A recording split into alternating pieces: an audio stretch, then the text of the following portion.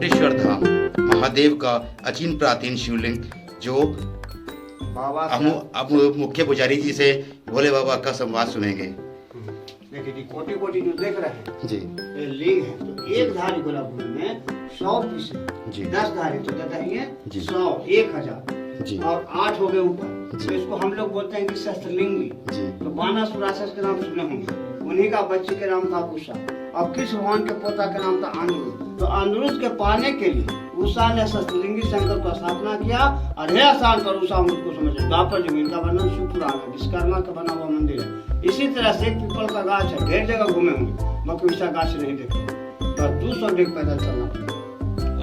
बस चलिए ना, हम साथ हैं, आप आइएगा तब दिक्कत क्या है। नहीं बिल्कुल। ये हमारे इस मंदिर महादेव के मेन मुख्य पुजारी हैं। जैसा कि माथा टेस्ट कर पुजारी जी, मैं आपका नाम जान सकता हूँ? गुड्डू बाबा। गुड्डू बाबा।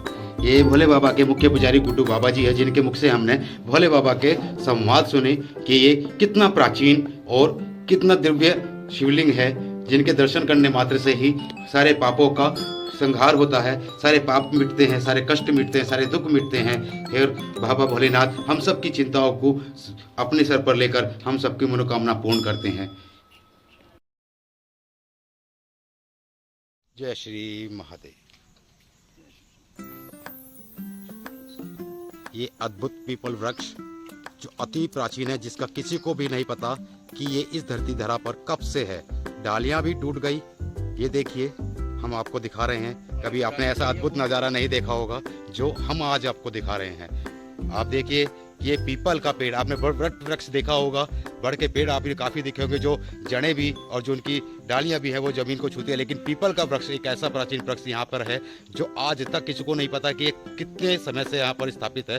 भगवान किसी के द्वारा है, लेकिन इनकी जड़ें और इनकी टहनियाँ भी टूट गई। जो टूटी टहनियाँ भी हैं वो भी आप देखिए, ये हरी हैं, जो कि मैं आपको दिखाना चाहता हूँ। ये टहनियाँ टूट गई लेकिन फिर भी वृक्ष हरा का भरा है। ये आप ये देखिए, ये आप देखिए, मैं आपको दिखाता हूँ। ये सामने ये टहनियाँ टूट गई थी, ये डाली टूट गई और ये इसका जो हिस्सा है वो ये पड़ा, लेकिन ना ये धरती से भी ऊंचा है। ये देखिए, मैं आपको हाथ लगा के दिखाता हूँ, ये धरती से कितना नीचे है, कितना ऊंचाई पर है, ठीक है। और उसके बावजूद भी आप देखिए ये हरा का भरा है।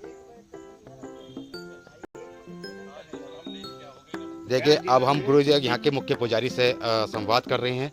आप जानिए यहाँ का महत्व के बारे में। गुरु जी, आपका प्रथम नाम?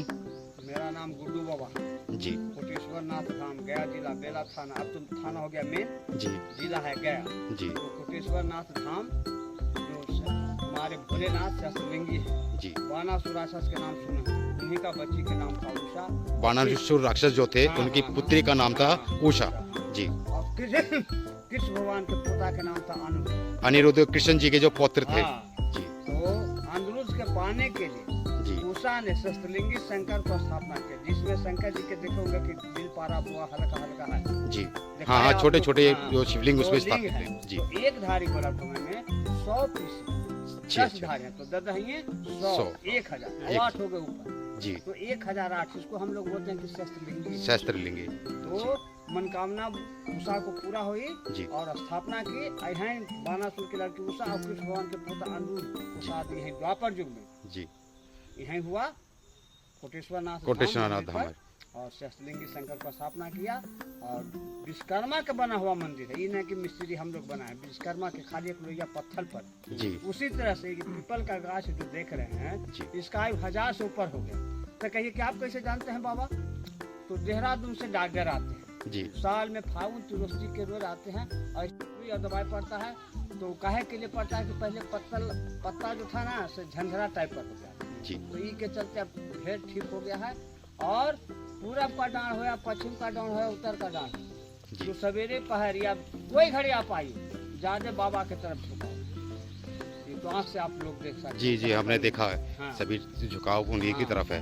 और एक खंडित मूर्ति बुद्ध भगवान की जी। वो पीपल के गाछे में लगे हुए इस- कब से हैं सो भी कोई नहीं देखा। अच्छा, जैसे ये जो वृक्ष आपने दिखाया पीपल का, हमने आज पहली बार देखा। अद्भुत, जो हमने अभी बड़ के पेड़ देखे, वट वृक्ष जिसको बोलते हैं, जिनकी शाखाएं भी और और जो जड़ों जमीन को छू लेती है। लेकिन प्रथम पहली बार हमने देखा कि पीपल का एक वृक्ष और इतना विशालकाय वृक्ष जिसकी टहनियाँ भी विशाल होकर और धरती को छूते हुए भी हरी भरी है, और तो और जो डालियाँ टूट चुकी हैं उनके बावजूद भी वो टूटे हुए भी हरी की भरी है, जबकि और पेड़ों से टहनियाँ टूट जाती है तो वो सूखी हो जाती है, सूख जाती है। लेकिन ये तो अद्भुत नज़ारा है कि ये टहनियाँ इतनी दूर भी पर पड़ी है। देखिए अब मैं दिखाता हूँ, एक ये टहनी यहाँ पर पड़ी है और इससे यहाँ से लेकर और आप अनुमानित लगाइए ये ज़्यादा से ज़्यादा 50 मीटर की दूरी पर पड़ी है, लेकिन इसके बावजूद भी ये टहनियाँ यहाँ पर हरी की हरी है।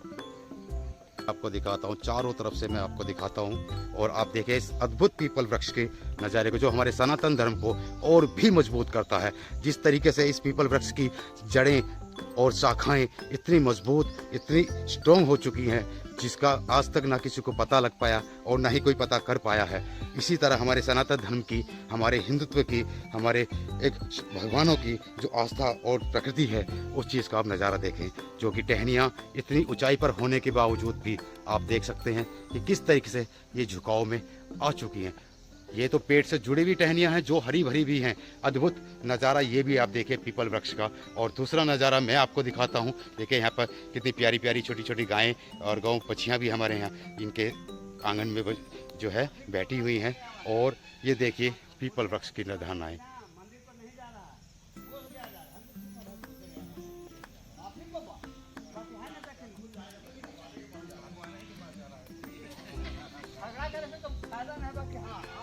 हमारे यहाँ के जो महंत पुजारी थे, उन्होंने हमारे महादेव के जो मंदिर है, जो भोले बाबा का सहस्त्रलिंगी शिवलिंग है, उनके बारे में आपको ज्ञान दिया, उनके बारे में आपको बताया और इस पीपल वृक्ष के बारे में आपको जानकारी दी। इसी माध्यम से मैं इस यात्रा को पूर्ण करता हूँ और आपसे सभी से अनुरोध करता हूँ कि अधिक से अधिक संख्या में सनातन धर्मी इस महादेव मंदिर पर आकर अपने इनके दर्शन कीजिए और अपने पापों का, अपने जो भी आपसे कष्ट हैं उनको भोलेनाथ आपके हरें, उनसे ये प्रार्थना कीजिए। और ऐसा नज़ारा आपको कहीं भी नहीं दिखाई देगा। आज तक किसी यूट्यूबर ने, किसी भी व्यक्ति ने आपको ये चीज़ें नहीं दिखाई होगी जो हमारे सनातन धर्म की, हमारी संस्कृति की अद्भुत नज़ारा है। इसी के साथ साथ मैं आपसे विदा लेता हूँ। अगले एपिसोड में हम आपसे मिलते हैं। हर हर महादेव, जय शिव शंभू।